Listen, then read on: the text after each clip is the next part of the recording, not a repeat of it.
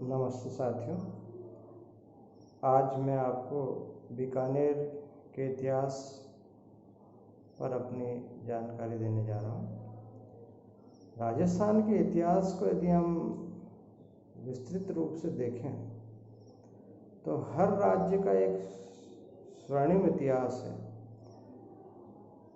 और इसी क्रम में बीकानेर राज्य का जो इतिहास है वो अत्यंत गौरवान्वित करने वाला इतिहास है। बीकानेर की स्थापना राव जोधा के पांचवें पुत्र राव बीका ने 1465 ईस्वी में जंगाल प्रदेश में की।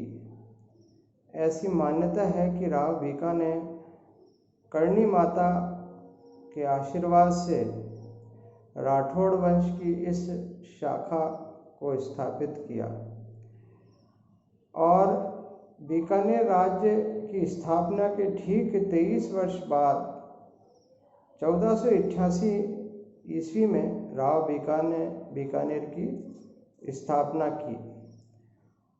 उक्त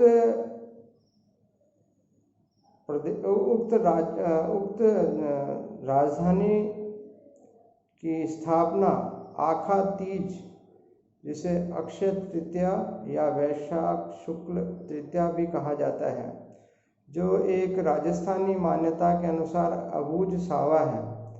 वर्तमान में इस सावे पर सर्वाधिक विवाह होते हैं। इस दिन की राव बीका ने जिस कुशल प्रशासनिक दृष्टिकोण से एक प्रशासक के रूप में जिस राज्य की स्थापना की, उसका आगे चलकर काफ़ी विकास हुआ, विशेष रूप से उसके उत्तराधिकारियों द्वारा।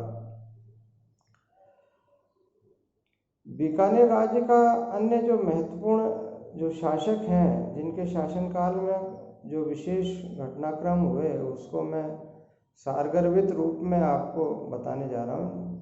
जैसे लूणकरण, इनका शासनकाल 1504 से 1526 ईस्वी के मध्य हुआ। इनके शासनकाल में डिंगल भाषा को खूब बढ़ाया गया। राव जैतसिरो छंद, जिसके लेखक बिदु राजा हैं, ने लूणकरण के शासनकाल का विस्तार से उल्लेख कहा है। उन्होंने अपनी पुस्तक में इनको कलयुग का कर्ण भी कहा है।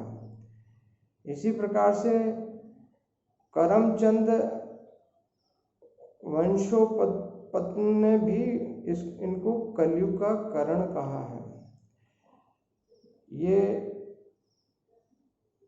प्रतियोगिता के साथ साथ एक सामान्य गान के दृष्टिकोण से ध्यान रखने वाली बात है कि लूणकरण सिंह को कलयुग का कर्ण कहा गया है और ये कहा है सर्वप्रथम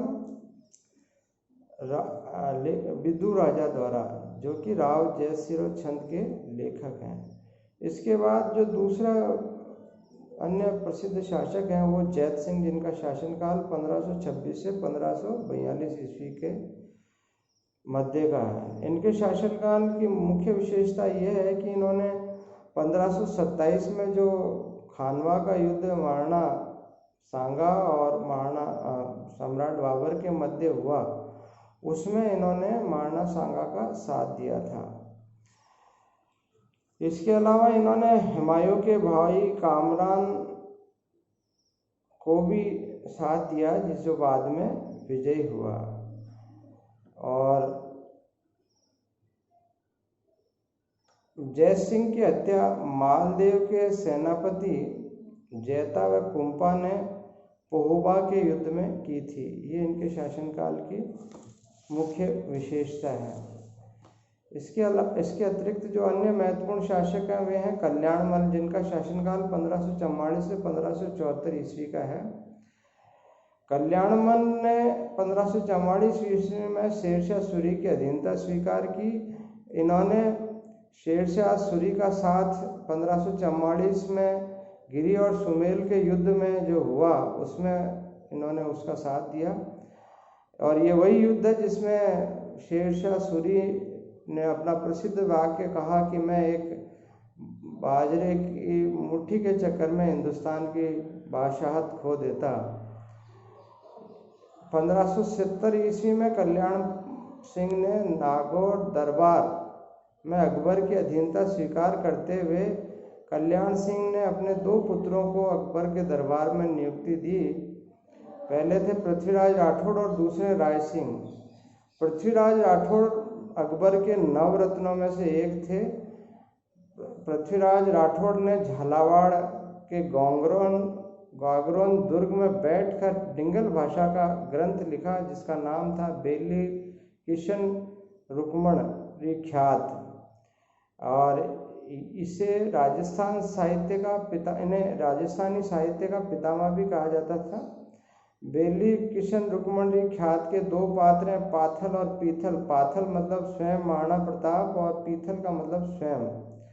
इसको बाद में कन्हैयालाल सेठिया जो चूरू के निवासी थे, चूरू सुजानगढ़ के मूल निवासी थे, उन्होंने बड़े विस्तार से महाराणा प्रताप के अंतर्द्वंद को राजस्थानी भाषा में लोगों को समक्ष पहुंचाया है। इसके अलावा पृथ्वीराज राठौड़ की अन्य प्रसिद्ध पुस्तक है गंग लहरी, जो भी डिंगल भाषा में लिखी गई है। इटली निवासी डॉक्टर लेसी तोरी ने पृथ्वीराज राठौड़ को डिंगल का हैरस कहा है। इन्होंने बीकानेर में रहकर रासो साहित्य पर शोध किया और इनका देहांत भी बीकानेर में ही हुआ। इनके याद में महाराजा गंगा सिंह ने स्मारक बनाया जो राजस्थान राज्य अभिलेखागार के समीप है। आज बस इतना ही। अब अगला अपन महाराजा राय सिंह जो बीकानेर राज्य के प्रसिद्ध शासक हुए हैं, उनके शासन काल के बारे में अगली वार्ता में बात करेंगे। Thank you.